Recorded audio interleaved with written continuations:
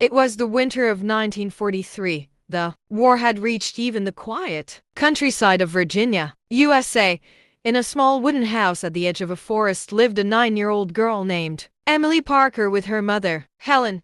Her father, Captain Robert Parker, was away fighting on the European front. Every evening, Emily would sit near the window, waiting for his letter, staring at the road that disappeared into the woods. Their village was peaceful on the surface, but whispers of danger floated in the air. Soldiers often passed by, tired and muddy, asking for water or rest. Emily would listen to them talk about battles far away, not realizing how close that war was about to come. One cold evening, heavy snow began to fall. The wind howled through the forest. Helen tucked Emily into bed and blew out the candle. But late that night, Emily woke up to a faint sound, muffled voices coming from the woods behind the house. At first, she thought it was just the wind, but the voices grew clearer, mixed with the crack of boots stepping on frozen ground. Curious and scared, Emily slipped on her coat and quietly opened the back door. She followed the voices through the trees until she saw a dim light flickering behind a large oak. Hiding behind a log, she saw 3 men wearing gray coats. They weren't Americans. They were German soldiers. One of them spread out a map on the ground, pointing toward the direction of the valley where the American camp was hidden. Emily froze. She could hear enough to understand that they were planning a surprise attack at dawn. Her heart started pounding. She wanted to run, but her legs felt heavy with fear. Then she remembered her father's last words before leaving. Courage isn't about being fearless. It's about doing what's right even when you're afraid. Gathering all her strength, Emily turned and ran back home through the snow. Her shoes sank deep in the frost. Branches scratched her hands, but she didn't stop. When she reached the house, she burst through the door, gasping for breath, and told her mother everything. Helen's face went pale. "Emily, you must be mistaken," she began. But Emily grabbed her hand. "Mom, please. They're coming. We have to warn them." Helen hesitated for a moment, then realized she could lose more than she could ever imagine if Emily was right. She hugged her daughter tightly. "You're brave, Emily. Go.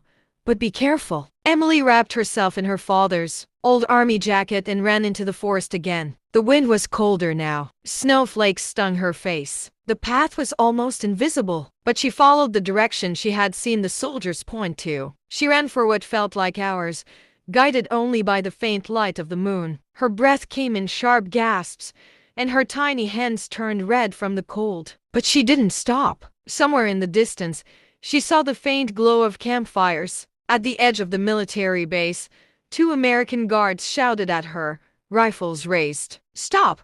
Who goes there?" Emily stumbled and fell to her knees, shouting, "Please, I need to talk to the commander. The Germans are coming." The guards looked at each other, unsure what to do, but the urgency in her voice made them act. They brought her to Commander William Hayes, who was preparing his troops for the morning shift. When he saw the small girl, muddy and trembling, he frowned. "What is this?" Emily told him everything: the soldiers in the woods, the map, and the plan to attack at sunrise. The commander listened silently. One of the officers whispered, "Sir, she's just a child."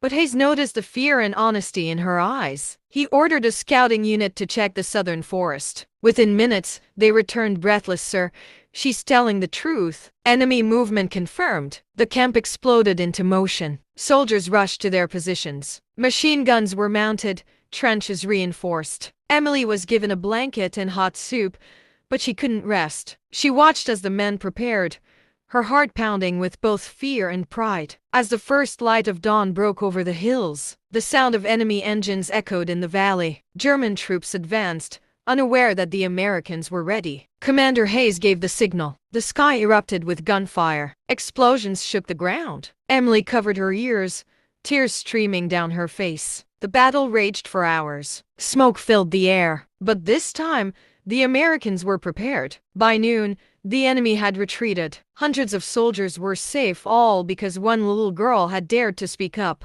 When the firing finally stopped, Commander Hayes walked through the smoke and found Emily sitting by a sandbag, clutching the edge of her father's jacket. He knelt beside her and said softly, "You did it, Emily.